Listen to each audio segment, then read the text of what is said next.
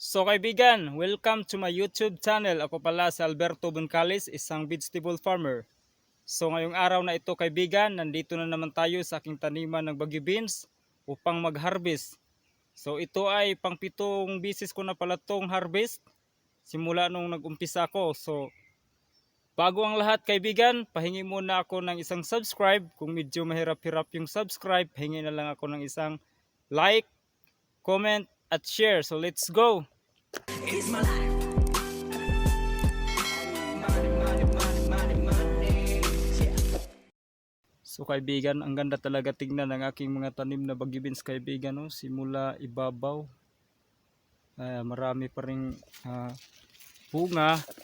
Kahit na pang 7 bisis ko na ito naharbisan kaibigan. So ang teknik ko pala dito kaibigan, pagkatapos kong mag-harvest, maglagay na naman ng pataba. Bukas na naman ako, lagay na naman ng pataba. So sa awa ng Diyos kaibigan, kahit pa paano makabili din ng pangkulapo. Char. Ngayon kaibigan, tour ko muna kayo sa aking tanim na maraming bunga, tanim na bagyo beans. Ganun pa rin kaibigan, mayroon pa rin akong kasama dito si Bossing. Bossing, mag shout out ka muna sa mga kaibigan mo dyan. Shout out mga viewers dyan. Dito na naman kami. Harvest na naman kami ng bagyo beans. Pang 7 harvest na pala to. Pero tingnan naman, ang dami pang bunga. Sa diskarte lang ni boss yan. Sa diskarte lang daw yan mga kaibigan.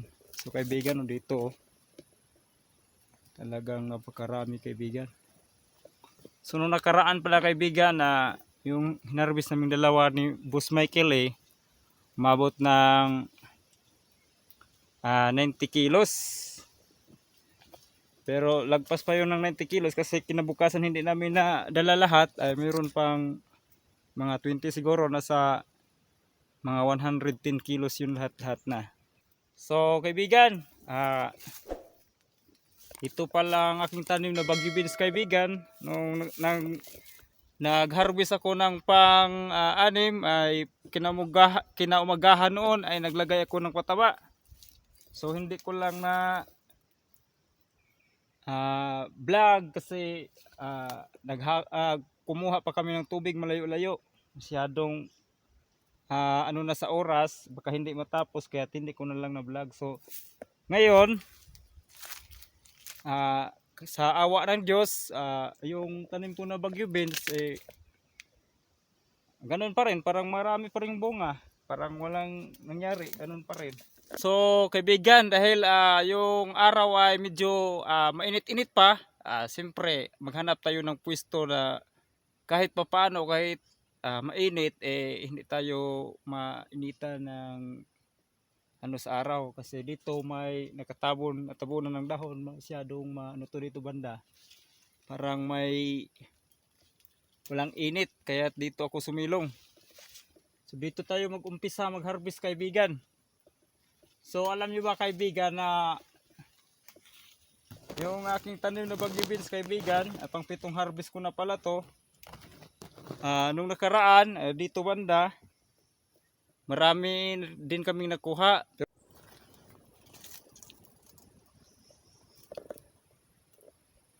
So kaibigan, napakainit ng panahon kaibigan. Pero kahit mainit kaibigan, harvest pa rin tayo. Dahil para bukas maglagay na naman tayo ng pataba. So ang aking tanim na bagyo beans kaibigan, pang 7 ko na pala ito na harvest. So kahit na pang 7 na, tingnan nyo naman ay maganda pa rin, mataas pa rin yung bunga niya. Kasi pagkatapos ko palang mag-harvest kaibigan, kinabukasan maglagay na naman ako ng pataba. Ihalo ko lang sa tubig yung mga pataba kaibigan.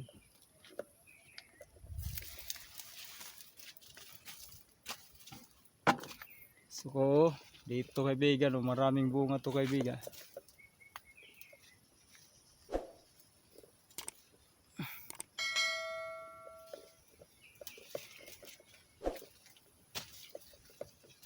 Yun lang talaga kaibigan, at tsagaan lang sa pag-harvest ng Baguio beans. Kahit na mainit ay harvest pa rin ako. Kasama ko pala dito yung aking kapitbahay na si Boss Michael. Nandun siya sa ibabaw. So ako dito naman ako sa baba para mag-harvest.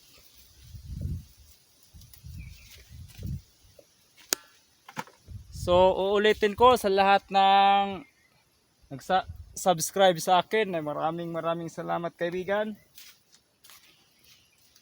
So medyo mainit talaga kaibigan, tapos mataas pa yung ano ko, parang hindi ko naabot.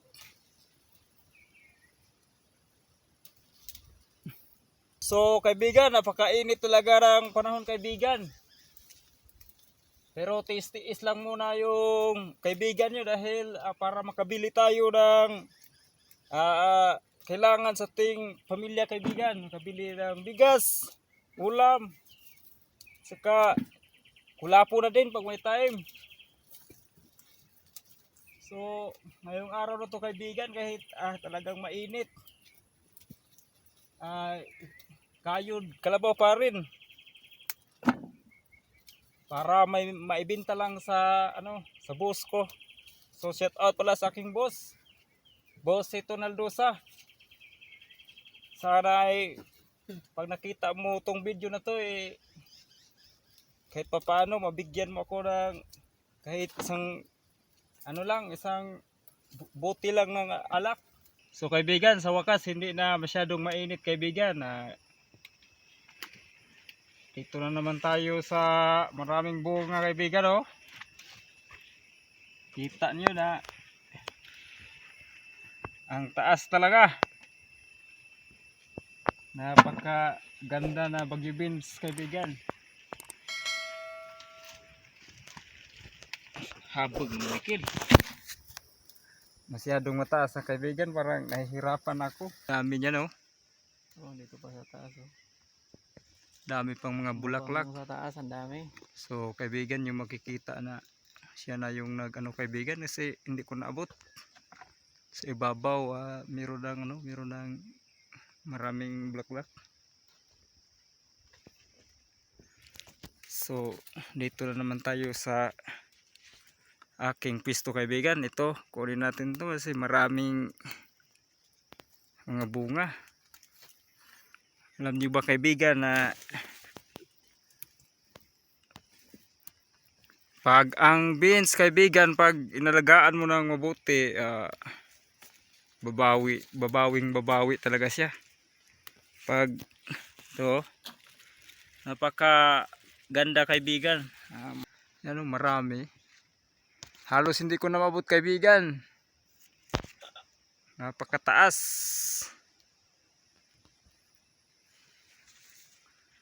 Yon, against the light. Dito sa amin kaibigan, sa area namin sa Bohol, mainit. At halos pagkatapos kong mag harvest, kinabukasan bukas maglagay na naman ako ng pataba, yung abono hinahalo ko sa tubig para kahit papaano ay makaano ng tubig, saka may halo na abono.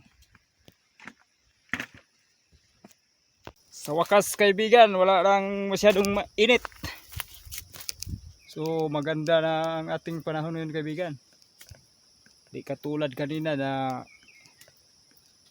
talagang napakainit. Kita nyo kaibigan.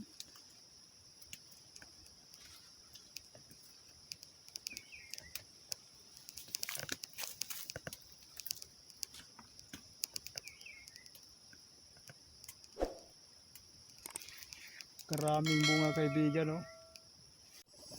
So kaibigan, malapit na kami magtapos mag-harvest si Bossing Michael kaibigan.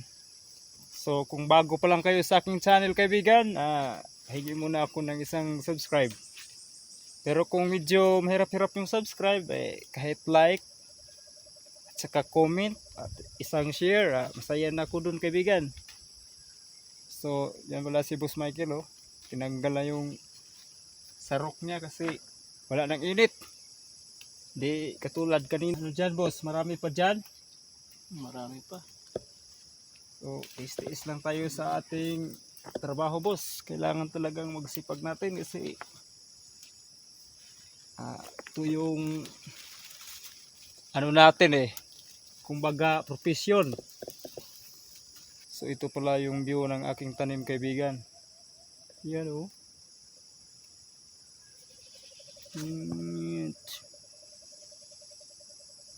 So sa baba kaibigan, sa hindi nakakaalam may pitsay din yan oh. Oh, may pitsay din yan.